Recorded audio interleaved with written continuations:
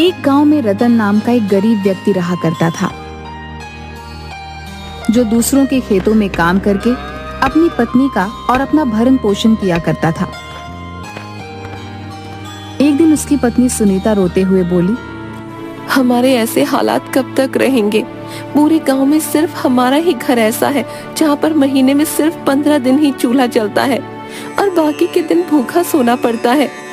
चिंता मत करो सुनीता, तुम तो जानती हो कि मैं दिन रात दूसरों के खेतों में कितनी जी तोड़ मेहनत करता रहता हूँ। एक ना एक दिन हमारा वक्त भी जरूर बदलेगा। आप कब तक ऐसे ही दूसरों के खेतों में काम करते रहेंगे? कोई ढंग का काम क्यों नहीं ढूंढ लेते? मैं आपसे और स्त्रियों की तरह सोना चांदी नहीं मांगती, मैं बस इतना चाहती हूँ कि हम दोनों को पेट भर के भोजन तो मिल सके।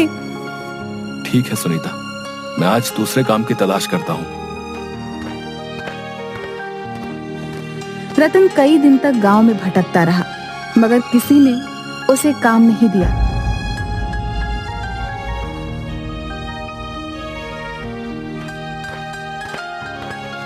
थक हार कर रतन गांव के मुखिया के पास पहुंच गया। मुखिया थोड़ा सा भला व्यक्ति था। रतन, मैंने तुम्हें दूसरों के खेतों में बड़ी मेहनत से काम करते हुए देखा है? मुझे तुम्हारे ही जैसा मेहनती व्यक्ति चाहिए भाई।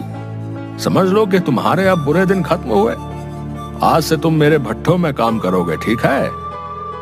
एक दिन रतन काम करते करते थक गया। उसे बहुत तेज भूख लग रही थी। रतन ने जगन के भोजनालय का काफी नाम सुन रखा था।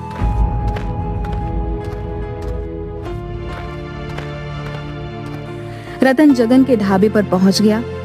भैया, जल्दी से गर्मा गर्म अरहर की दाल देसी घी की रोटियों के साथ लगा दो और थोड़े से चावल भी लगा देना। बहुत जोरों की भूख लगी है भैया। अरे, दाल में तो बहुत अच्छी अच्छी खुशबू आ रही है और साथ में देसी घी की रोटियां भी हैं। आज तो खाकर मजा ही आ जाएगा।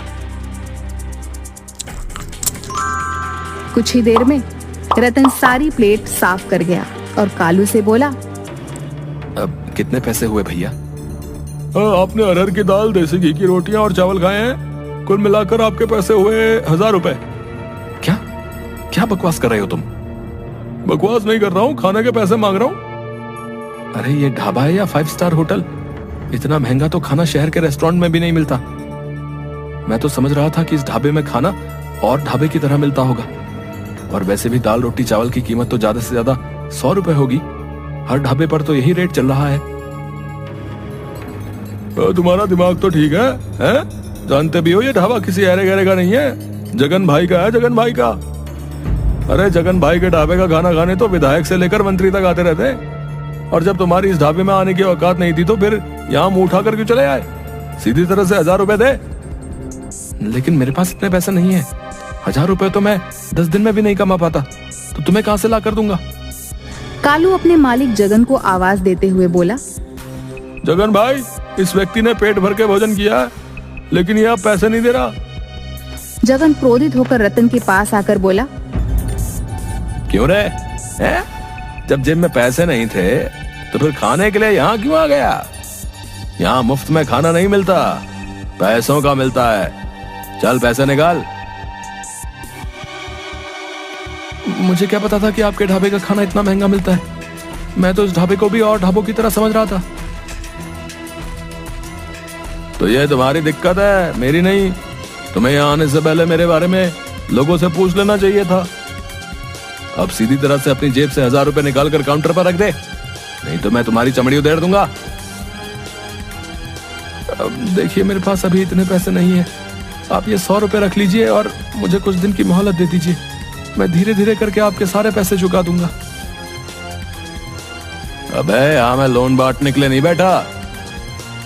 इतना कहकर जगन ने रतन को जोरदार धक्का दे दिया। ये तो आप मेरी बेइज्जती कर रहे हैं। अबे बेइज्जती उसकी की जाती है जिसकी कोई इज्जत होती है, और तेरे जैसे भिखारियों की इज्जत तो होनी भी नहीं चाहिए, समझा? क्या बात है जगन भाई, मैं तो तुम्हारे ढाबे का खाना खाने के लिए आया था, मगर यहाँ तो कुछ और ही चल रहा है। इस आदमी ने पेट भरकर खाना खाया, पैसे देने के नाम पर बोल रहा है कि इसकी जेब में पैसे नहीं है। ऐसे आदमियों से बात नहीं की जाती जगन भाई, इन्हें पीटा जाता है। देखते क्या हो, मारो इसको। जगन और कालू रतन को बुरी तरीके से पीटने लगते हैं। उन दोनों ने रतन के कपड़े भी फाड़ दिए और उसे धक्के देकर अपने ढाबे से बाहर निकाल दिया। शुक्र मना कि तुझे मैंने अपने ढाबे के गंदे बर्तन साफ नहीं करवाए, क्योंकि तेरे जैसे भिखारी के हाथ मेरे ढाबे के गंदे बर्तनों से भी ज्यादा गंदे हैं। इसलिए पीट कर तुझे छोड़ रहा हूँ। आज के बाद कभी मेरे ढाबे के आसपास नजर भी मत आना। चल निकल यहाँ से। ये तुमने बहुत बढ़िया किया जगन भाई, इनके साथ ऐसा ही व्यवहार होना चाहिए। इतना कहकर बिलुआ भी 2-3 हाथ रतन पर जड़ दिए। रतन वहां से रोता हुआ अपने घर की ओर चला गया। घर पर जाकर रतन की हालत देखकर उसकी पत्नी सुनीता बहुत भावुक हो गई। आपको क्या जरूरत थी उस ढाबे पर खाना खाने की? मुझे क्या पता था कि उनके ढाबे का खाना इतना महंगा होगा। जगन और बिलवा ने मुझे बहुत ज्यादा अपमानित किया सुनीता। वहां पर गांव के बहुत सारे लोग मौजूद थे जो मुझे मजाक उड़ाने वाली नजरों से देख रहे थे। अरे सत्यानाश उन गांव वालों का जो आपको मार खाते हुए देख रहे थे। उनमें से किसी से भी इतना नहीं हुआ कि आपको पिटने से बचा लेते। लेकिन आप चिंता मत कीजिए, मैं इसकी शिकायत मुखिया से जरूर करूंगी। तुम सही कहती हो सुनीता, मैं बिलवा और जगन को छोड़ूंगा नहीं। अगले दिन रतन अपनी पत्नी सुनीता के साथ मुखिया के घर पर चला गया और सारी घटना मुखिया को बता दी। सुनीता, इसमें दोष जगन और बिलवा का नहीं है, इसमें दोष तो तुम्हारे पति रतन का है। सारा गांव जानता है कि जगन के ढाबे का खाना और ढाबों के खानों से अधिक महंगा है, क्योंकि उसके ढाबे का खाना अच्छा बनता है। जब तुम्हारे पति के पास पैसे नहीं थे तो इसे क्या जरूरत थी ढाबे पर खाना खाने की? ये क्या मुखिया, आप भी बिलुआ और जगन की तरफदारी कर रहे हैं? तरफदारी नहीं कर रहा हूँ सुनीता, जो सच है उसका साथ दे रहा हूँ। अगर इनके पास पैसे नहीं थे तो क्या वो मेरे पति को कुछ समय की मोहलत नहीं दे सकते थे? उन्हें पीटने का अधिकार किसने दिया? हाँ, ये बहुत गलत किया जगन ने, लेकिन तू चिंता मत कर सुनीता, इस बारे में मैं जगन से जरूर बात करूंगा और बिलुआ के कान भी खींचूंगा।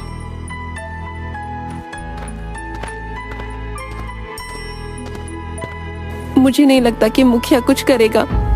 साफ साफ दिखाई दे रहा था सुनीता कि मुखिया बिलुआ और जगन के पक्ष में बोल रहा था, लेकिन मैं अपने अपमान का बदला जरूर लूंगा सुनीता। मैं चुप नहीं बैठूंगा। तो आप क्या करेंगे? आप अच्छी तरह से जानते हैं कि जगन धनवान है और उसके गांव में अच्छी जान पहचान भी है, और आपकी पहचान गांव में सिर्फ एक मजदूर की है। अरे हम दोनों के पास तो खुद की खेती भी नहीं है। हम दोनों तो खुद दूसरों के खेतों पर काम करके अपना पेट पालते हैं। जो भी हो सुनीता, अब मैं गरीब हूं तो इसका मतलब ये नहीं कि मैं चुप हो जाऊं। आज अगर मैं चुप हो गया और मैंने कुछ नहीं किया तो गरीबों के मुंह पर एक तमाचा होगा। मैं बिलुआ और जगन को दिखा दूंगा कि अगर गरीब अपनी पर आ जाए तो क्या नहीं कर सकता। इतना कहकर रतन क्रोधित होकर घर से निकल गया। इधर मुखिया जगन के ढाबे पर पहुंचकर बोला, तुम्हारी बड़ी शिकायतें आ रही हैं जगन। किसकी इतनी मजाल जो मेरी शिकायत आपसे करे? कल तुमने रतन को बुरी तरह से पीटा था ना? वो अपनी पत्नी सुनीता के साथ तुम्हारी शिकायत लेकर आया था मेरे पास। अरे तो उसने पिटने वाले काम भी किए थे मुखिया जी। आप ही बताइए, मेरे ढाबे पर आकर अरहर की दाल, देसी घी की रोटियां तो बड़े चाव से खाई, और जब पैसे देने का नंबर आया तो अंगूठा दिखाने लगा। जो भी हो जगन, लेकिन तुम्हें उसे पीटना नहीं चाहिए था। और तुम्हारे ढाबे पर सिर्फ रतन ही नहीं बल्कि और भी न जाने कितने लोग आए दिन पिट कर जाते हैं। तुम्हारा ये दुर्व्यवहार कहीं किसी दिन तुम्हारे ऊपर भारी ना पड़ जाए। आपके होते हुए मेरे दोस्त जगन पर कोई माई का लाल हाथ लगाने की हिम्मत करेगा मुखिया जी? और फिर मत भूलिए कि जगन का दोस्त मैं भी हूँ। मेरे होते हुए गांव में किसकी हिम्मत जो जगन के खिलाफ आवाज उठा सके? इसी बात का तो डर है बिलवा कि तुम जगन के दोस्त हो। अब ये सब बातें छोड़िए मुखिया जी। मैं आपको अपने ढाबे पर मुफ्त खाना इसलिए नहीं खिलाता कि आप गांव वालों की शिकायत लेकर मेरे ही पास आए। देखो जगन, मैं तुम्हें सिर्फ समझाने आया हूँ। तुम क्यों नहीं समझते कि आज का दौर सोशल मीडिया का दौर है?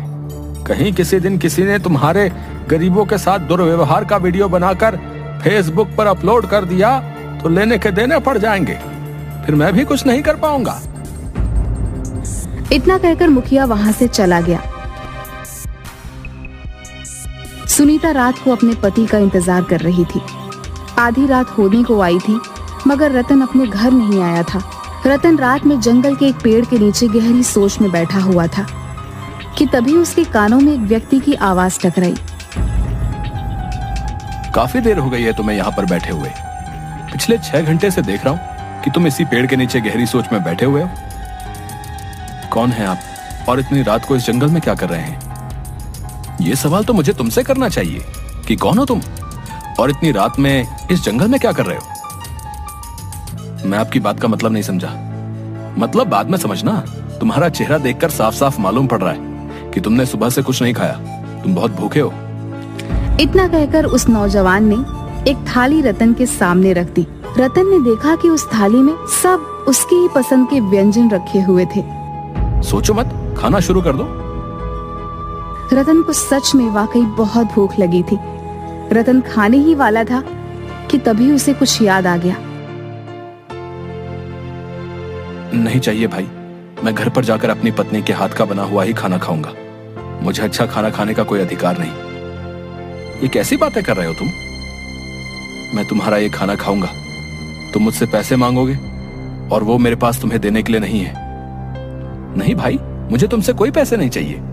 तुम पहले आराम से खाना खाओ और फिर मुझे बताओ कि तुम किस गहरी सोच में डूबे हुए थे। हो सकता है कि मैं तुम्हारी कोई मदद कर सकूं।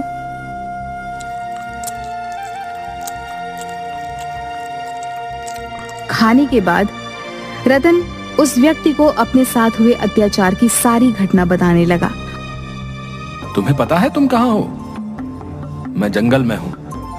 नहीं, तुम जंगल के अंदर उस भूतिया जंगल में हो जिसे भूतिया जंगल के नाम से बुलाया जाता है, जहां पर लोग दिन तक में आने से डरते हैं। भाई, उस व्यक्ति की बात सुनकर रतन के चेहरे पर डर झलकने लगा। अचानक उसे याद आया कि वह गुस्से में इतनी दूर पैदल चलता हुआ यहाँ तक आ गया था कि उसे अब याद भी नहीं रहा कि वह जंगल के अंदर भूतिया जंगल में पहुंच चुका था। डरो मत, हम कोई भूत प्रेत पिशाच नहीं है। हम साधुओं की संतान हैं। इस जंगल में सिर्फ साधु और उनके परिवार ही रहते हैं। हम लोग बाहर की दुनिया से ज्यादा ताल्लुक नहीं रखते, क्योंकि हमारा सारा ध्यान ईश्वर की तरफ ही होता है। तुम्हारी बात सुनकर मुझे बहुत बुरा लगा। तुम बताओ, तुम क्या चाहते हो? मैं एक ऐसा ढाबा खोलना चाहता हूँ जहां पर हर गरीब सिर्फ 10 रुपए देकर अपना मनपसंद भोजन कर सके और उसके साथ अपमानजनक व्यवहार ना किया जाए। तुम्हारे इरादे के बारे में जानकर मुझे बहुत अच्छा लगा, वरना इस जंगल में इससे पहले भी कई लोग आए और अपने लालचीपने का सबूत देकर मारे गए, लेकिन तुम पहले व्यक्ति हो जिसे गरीब की भूख की चिंता है। इतना कहकर उस व्यक्ति ने अपना हाथ जैसे ही घुमाया, उसके हाथ में एक बड़ी सी थाली आ गई। उसने वो थाली रतन को पकड़ा दी। ये जादुई थाली है, याद रखना। इस बारे में सिर्फ तुम अपनी पत्नी को बता सकते हो और किसी को नहीं। इस थाली के सामने खड़े होकर तुम जिस भोजन का नाम लोगे, वो भोजन स्वयं अपने आप इस थाली में आ जाएगा।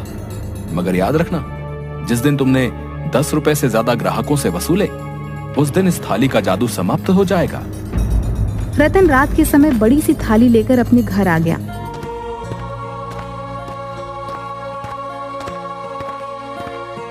ये क्या है? रतन ने सारी घटना सुनीता को बता दी। मैं तो अब तक यही समझती थी कि उस जंगल में भूत प्रेत रहते हैं। तुम नहीं, पूरा गांव यही समझता था सुनीता। वो सब तो ठीक है, लेकिन आप ढाबा कहाँ खोलेंगे? हमारे पास तो खाने के लिए भी रोटी नहीं है। जो थाली तुम लेकर आए हो, उस थाली में सिर्फ भोजन ही मिलेगा, पैसे तो नहीं मिलेंगे ना। फिर हम ढाबा अपने ही घर पर खोलेंगे सुनीता। इस तरह से इस थाली का रहस्य सिर्फ हम दोनों तक ही सीमित रहेगा। अगले दिन रतन ने अपने घर को एक ढाबे में परिवर्तित कर दिया और जिस कमरे में वो लोग सोते थे, उस कमरे में बड़ी सी थाली रख दी। रतन ने उस थाली के सामने खड़े होकर तरह तरह के व्यंजन के नाम लेने शुरू कर दिए। कुछ ही समय में पूरा थाली व्यंजनों से भर गया। सुनीता ढाबे पर वह सारे व्यंजन लेकर बैठ गई। कुछ ही देर में वहाँ पर एक गरीब व्यक्ति दौड़ता हुआ आया। यहाँ तो बहुत अच्छी खुशबू आ रही है। यहाँ पर ढाबा कब खुला भाई? आज ही खुला है और आप पहले ग्राहक हो। आपके ढाबे में खाने में क्या क्या मिलेगा? हमारे ढाबे में हर तरह के व्यंजन बनेंगे, आपको जो भी व्यंजन पसंद हो। ठीक है भैया, तो मुझे एक प्लेट दाल मखनी और मक्खन के साथ लगी हुई रोटियां लगा दीजिए। रतन ने वह व्यंजन उस व्यक्ति के सामने रख दिया। दाल मखनी खाकर वह व्यक्ति बहुत खुश हो गया। भाई वाह, मजा आ गया। दाल मखनी तो बहुत से ढाबों पर खाई, लेकिन इस ढाबे की तो बात ही कुछ अलग है। कितने पैसे हुए? 10 रुपए। क्या, सिर्फ 10 रुपए? हाँ, सिर्फ 10 रुपए। और तुम्हें और तुम्हारे परिवार का जब भी खाने का मन करे चले आना। यहाँ पर 10 रुपए में आपका मनपसंद व्यंजन भोजन पेट भरकर एक थाली के रूप में मिलेगा। और हो सके तो अपने उन गरीब भाइयों को भी यहाँ पर लेकर आना जिन्हें अच्छा भोजन नहीं मिल पाता। रतन की बात सुनकर वह व्यक्ति खुश होता हुआ वहां से चला गया और उसने सारे गांव में रतन के ढाबे का ढिंढोरा पीट दिया। कुछ ही दिनों में रतन के ढाबे पर गांव वालों की भीड़ लगने लगी। रतन के ढाबे पर अब गरीब ही नहीं बल्कि अब गांव का हर व्यक्ति जाकर भोजन करने लगा। रतन किसी को भी मना नहीं करता था। यह बात बिलवा और जगन को बिल्कुल भी पसंद नहीं आई। इस रतन का कुछ ना कुछ करना पड़ेगा, वरना हमारे ढाबे में तो ताले लग जाएंगे। चिंता मत करो बिलवा, मैं आज ही पता लगाने का प्रयास करता हूँ कि रतन इतना धन लाया कहाँ से। उस दिन के बाद से जगन रतन पर नजर रखने लगा, मगर काफी नजर रखने के बाद भी वह कुछ भी नहीं पता लगा पाया। 15 दिन से उसके पीछे हूँ बिलवा, लेकिन कुछ भी पता नहीं चला। चिंता मत कर, अब ये रतन खुद हमें बताएगा। एक दिन रतन किसी काम से जा रहा था कि बिलवा और जगन ने उसे पकड़ लिया। तो तू हमारा ढाबा बंद करवाएगा? जो थाली हम 700 की बेचते हैं तू सिर्फ 10 रुपए में बेचेगा, है बे? बिलवा भैया सही बोल रहे हैं। रतन सीधी तरह से बता दे कि तेरे पास इतना धन कहां से आया। मुझे छोड़ दो, नहीं तो मैं तुम दोनों की शिकायत पुलिस वालों से करूंगा। ये ऐसे नहीं मानेगा, मार मार कर इसकी चमड़ी उधेड़ दो। बिलवा और जगन रतन को बुरी तरीके से पीटने लगे। रतन उन दोनों से शारीरिक रूप से कमजोर था। रतन ने दर्द से कराहते हुए सारी घटना बिलवा और जगन को बता दी। चलो हमें भी उस जादुई थाली के पास ले चल। ये तो बिल्कुल बेवकूफ है जगन। अगर इसके पास जादू की थाली है तो हम दोनों उस जादुई थाली से इतना धन मांगेंगे कि अपने 5 स्टार होटल इस गांव में खोल सकें। रतन बिलवा और जगन को लेकर उसी कमरे में पहुंच गया। बिलवा और जगन उस जादुई थाली से तरह तरह के आभूषण और पैसे मांगने लगे, मगर उस जादुई थाली में कोई भी हलचल नहीं हुई। बिलवा भाई, लगता है ये थाली केवल भोजन ही देती है। तो फिर देसी घी की पूड़ियां मांग कर देखो। तभी वहाँ पर सुनीता आ गई। बिलवा और जगन रतन को धमकी देकर वहाँ से चले गए। रतन ने हमें बेवकूफ बनाया जगन। सही कहते हो बिलवा भाई, लगता है उसने हमें चूना लगा दिया। रतन का ढाबा उसके बाद भी चल रहा था। बिलवा और जगन की आर्थिक स्थिति अब दिन ब दिन कमजोर होती जा रही थी। जगन भेष बदल बदल कर रतन पर नजर रखने लगा था और एक दिन उसने रतन को उसी जादुई थाली से भोजन मांगते देख लिया। अरे ये तो वाकई जादुई थाली है। जरूर इस हीर ने उस दिन कुछ न कुछ उल्टा सीधा किया होगा। जगन रतन और सुनीता से नजर बचाकर उस गुप्त कमरे में घुस गया और थाली से रतन की ही तरह भोजन मांगने लगा, मगर उसे जादुई थाली में से कुछ भी हासिल नहीं हुआ। जगन क्रोधित होकर सीधे बिलवा के पास जाकर बोला, बिलवा भाई, रतन उस दिन सही बोल रहा था, वो थाली वाकई जादुई है। मेरी आंखों के सामने रतन ने उस जादुई थाली के सामने तरह तरह के व्यंजन के नाम लिए और उस थाली में वो ताजा ताजा व्यंजन अपने आप आ गए। क्या बकवास कर रहा है तू? उस दिन तो उस जादुई थाली में कोई भी हलचल नहीं हुई थी। इसी बात को लेकर तो मैं हैरान हूँ। मुझे लगता है कि वो जादुई थाली सिर्फ रतन की ही बात मानती है। ठीक है, अगर ऐसी बात है तो हम उस जादुई थाली में जहर मिला देंगे। ना रहेगा बांस, ना बजेगी बांसुरी। अगले दिन वो दोनों भेष बदलकर रतन के ढाबे पर पहुंच गए, मगर तभी गांव का मुखिया पुलिस लेकर आ गया। गिरफ्तार कर लो इन दोनों को। हमें किस जुर्म में गिरफ्तार किया है? क्योंकि तुम दोनों रतन के ढाबे के ग्राहकों की प्लेट में जहर मिला रहे थे। मैं तुम दोनों से ही मिलने आ रहा था। मैंने तुम्हारी बातें चुपके से सुन ली थी, नहीं तो आज तुम दोनों अनर्थ कर बैठते। तुमने बहुत अच्छा काम किया मुखिया। मुझे माफ कर दो रतन, मुझे अपनी गलती का पछतावा है। क्या मुझे तुम्हारे ढाबे पर कुछ खाने को मिलेगा? क्यों नहीं मुखिया जी, आप हमारे गांव के मुखिया हैं। आपके लिए तो मैं स्पेशल थाली बनवाऊंगा, मगर सिर्फ 10 रुपए में। रतन के पास आज भी वह जादुई थाली है और आज भी रतन 10 रुपए की ही थाली बेचता है।